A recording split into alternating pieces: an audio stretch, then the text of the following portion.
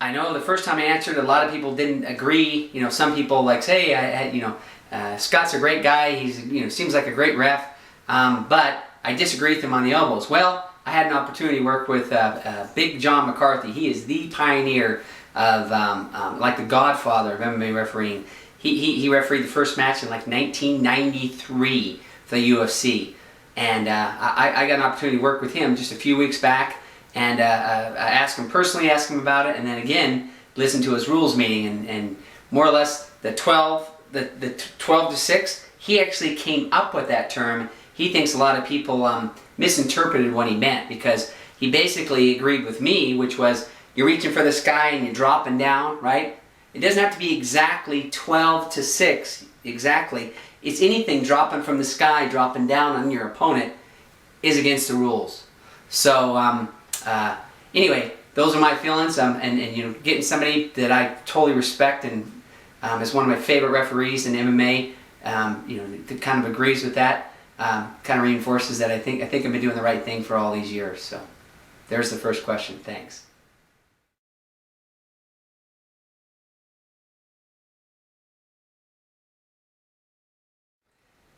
Yes and no.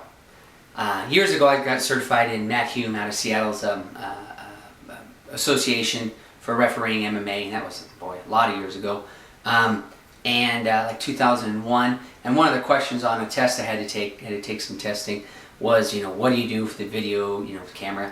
And here's my philosophy on that is that they videotape a lot of these things, and I a lot of times know where the video camera is, and if they're walking around the ring, and I can move around, I don't stand right in front of the camera. So yes, I do take that in consideration.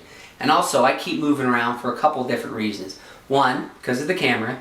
Two, because I'm there for the fighters, right?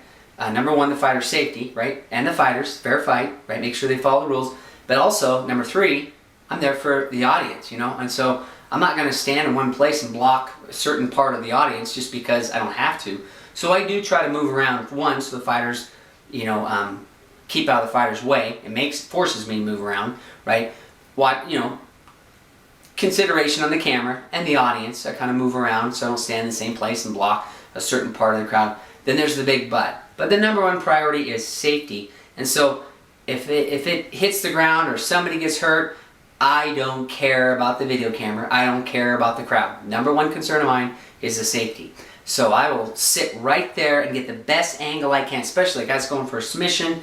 It's almost there, I want to be right there in position, so the second the guy taps, I'm right in there as fast as I can, and I can stop the fight so the guy doesn't get hurt. So yes, I take that in consideration, but there's a big but, that once I need to be in the right place, I don't care about anything else but the fighter. So there's the answer to that question.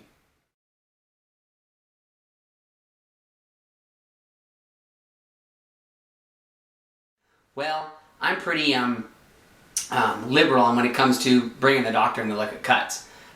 If it's above the eye and it's bleeding, and if there's a lull in the action, I almost always will stop the fight and bring the doctor in. If it looks like it's real high up, not above the eye, maybe, but there's a lot of blood, I might wait for the next round, in between rounds, and then if there's a cut, I always have the doctor come in real quick and just glance at it. You better be safe than sorry. Again, that's why we always have doctors here, MDs here, and to check things out, and I rely on them a lot.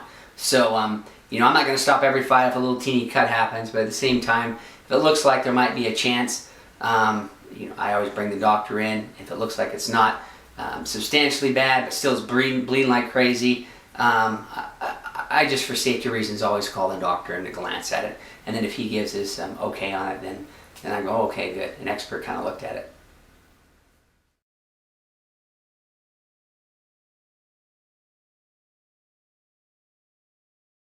I've been bumped into, almost hit. I've been told I've been hit before, but I don't think I've been hit. But it's like a bullfight sometimes in there, because you're trying to keep far enough away to let him fight.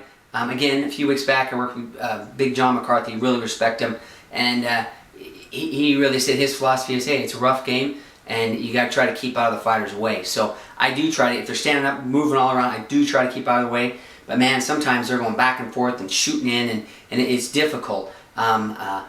Years ago, probably one of the best ones ever, and it made one of the national programs, and I can't remember exactly what the name of it was, but this is years ago when there wasn't as regulated, and I was down at an event inside a ring, and one fighter, I said stop, stop, stop, and the other fighter popped him, one hit after I said stop, and pulled him off, and kind of some commotion broke out, a riot, and as I was pulling the one guy back, trying to stop him from hitting the other guy, I tripped, and people were coming in the ring, both corners, and it was a melee for sure.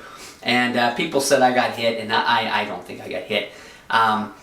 It was pretty crazy though, but again, I had a friend from California call me up and say he saw me on TV, so I thought that was pretty funny. But since then, and they had the security there, sheriffs and police, but now most events I work at, the security is rock solid, so something like that wouldn't happen. But no, there's a strong possibility. Sooner or later, I am going to get knocked down, or I am going to get hit, because you're in the midst of it sometimes, and things are crazy. So it isn't so far. No, I have not. But am I going to?